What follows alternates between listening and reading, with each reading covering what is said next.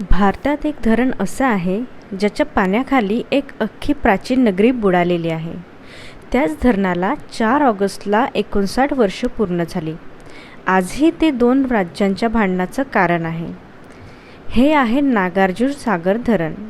चला 5 मिनिटात त्याची पूर्ण गोष्ट समजून घेऊया। हे धरण नेमकं कुठे आहे? हे धरण कृष्णा नदीवर बांधलेलं आहे। एका बाजूला तेलंगणाचा नलगोंडा जिल्हा आणि दुसऱ्या बाजूला आंध्र प्रदेशचा पलनाडू जिल्हा। याची कल्पना खरं तर खूप जुनी आहे।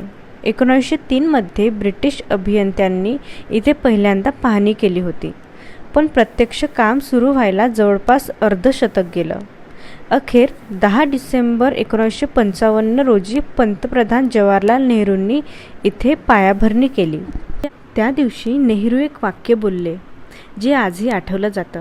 ते म्हणाले, हा माझ्यासाठी एक पवित्र सोहळा आहे।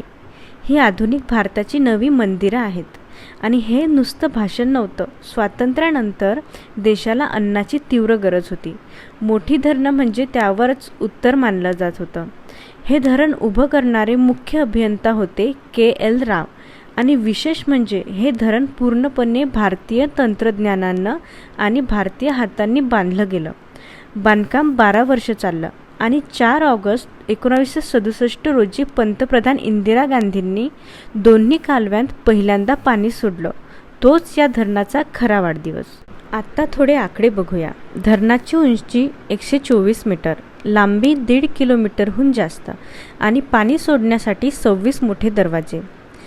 याला जगातल्या सर्वात मोठ्या दगडी धरणांपैकी एक मानलं जातं आणि बांधलं तेव्हा तर ते जगातलं सर्वात उंच दगडी धरण होतं। यातून 2 मोठे कालवे निघतात। डावा कालवा लाल बहादूर 179 किलोमीटर लांब आणि उजवा कालवा जवाहर 203 किलोमीटर लांब।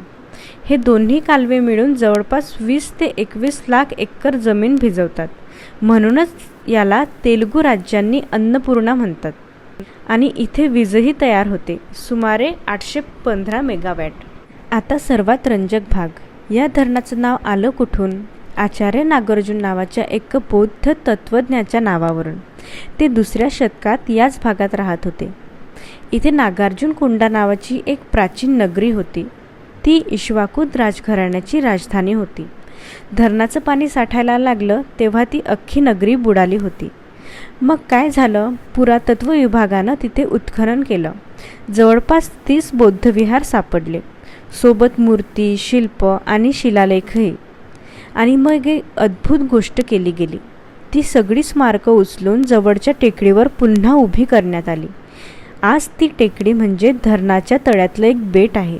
तिथे संग्रहालय आहे आणि बोटीनं जाऊन ते बघता येतं।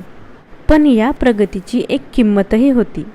धरणाच्या पाण्यात 54 गाव बुडाली, त्यातली 48 नलगोंडा जिल्ह्यात आणि 6 गुंटूर जिल्ह्यात।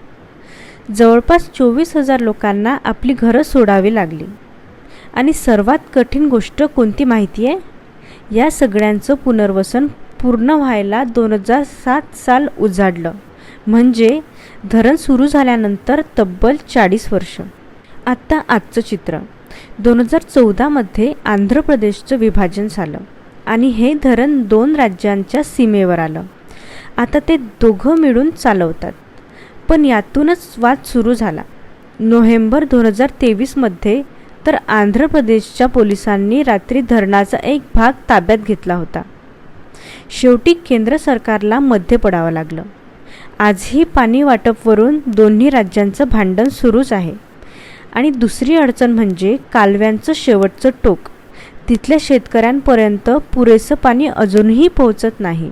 कालवे जुने झाले आहेत आणि त्यांच्या दुरुस्तीची मागणी वाढते आहे। 59 वर्षांनंतरही नागार्जुन सागर लाखो शेतकऱ्यांचा आधार आहे। पण त्याची गोष्ट फक्त यशाची नाही, त्यात एक बुडालेली नगरी आहे, विस्थापित झालेली माणसं आहेत आणि अजून न सुटलेले प्रश्नही आहेत।